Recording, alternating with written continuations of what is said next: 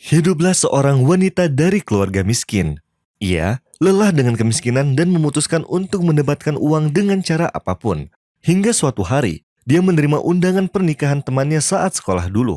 Maka, ia pergi dan bayang-bayang tentang ide untuk mendapatkan uang dengan cara apapun terus mendominasi pikirannya. Ketika ia memasuki ruangan, ia menemukan wanita berhias emas berlian di tangan, leher, dan di atas kepalanya. Dan dari sini ia merasakan bahwa kesempatan berharga yang dinantikannya datang.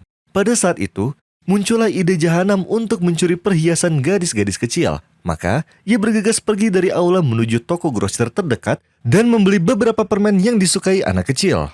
Ketika dia kembali, dia mendekati seorang anak yang umurnya belum sampai 4 tahun dan memakai banyak emas. Maka dia menyibukkannya dengan kata-kata dan memberinya makanan sambil mengambil gelang dari tangannya, lalu bergegas keluar dari aula.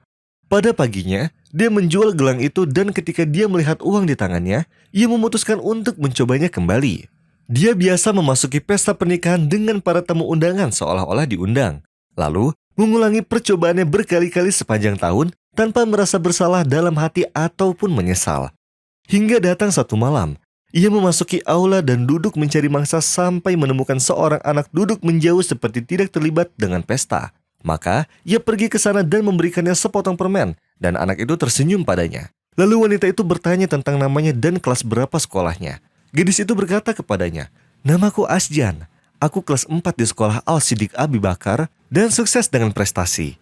Maka dia berkata kepadanya, "Mendekatlah padaku, agar aku bisa beri selamat dan ciuman di kepalamu, karena kamu pantas mendapatkan yang terbaik."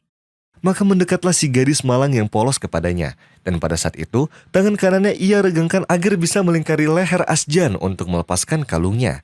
Seketika gadis itu merasakan tujuan sang wanita tersebut lalu takut. Gadis itu berkata kepadanya, "Jangan curi kalungku, karena aku seorang piatu, dan tidak ada yang akan membelikanku lagi kalung itu." Maka ia menarik tangannya dan terkagum dengan kata-katanya. Tetapi, sebagai manusia yang mati hati nuraninya, ia tetap memutuskan untuk mencoba lagi. Lalu, mengatakan kepada gadis itu, "Jangan takut, gadisku. Aku hanya ingin melihat kalung ini, agar bisa aku belikan putriku yang sama seperti ini."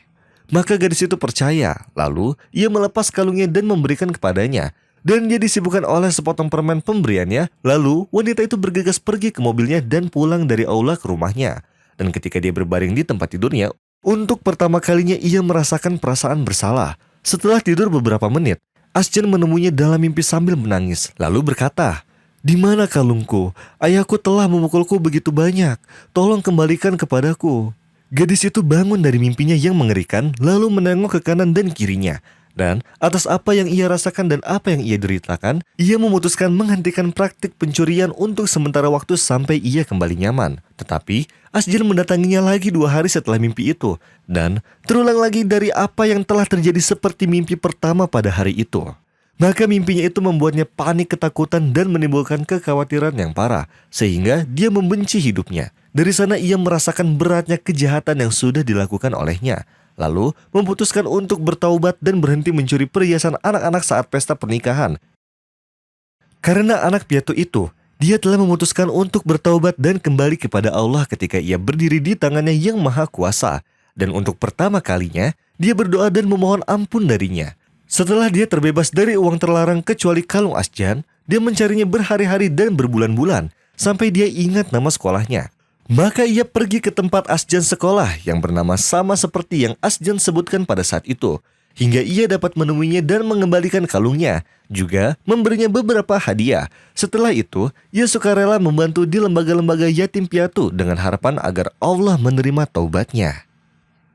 يا أيها الذين آمنوا اتقوا الله ولتنظر نفس ما قدمت لغد واتقوا الله إن الله خبير بما تعملون ولا تكونوا كالذين نسوا الله فأنساهم أنفسهم أولئك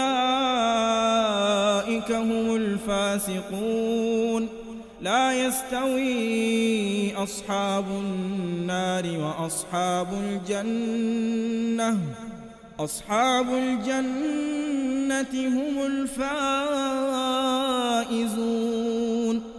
لو أنزلنا هذا القرآن على جبل لرأيته خاشعا متصدعا من خشية الله وتلك الأمثال نضربها للناس لعلهم يتفكرون هو الله الذي لا إله إلا هو عالم الغيب والشهادة هو الرحمن الرحيم هو الله الذي لا إله إلا هو الملك القدوس السلام المؤمن المهيمن العزيز الجبار المتكبر سبحان الله عما يشركون هو الله الخالق البارئ المصور له الأسماء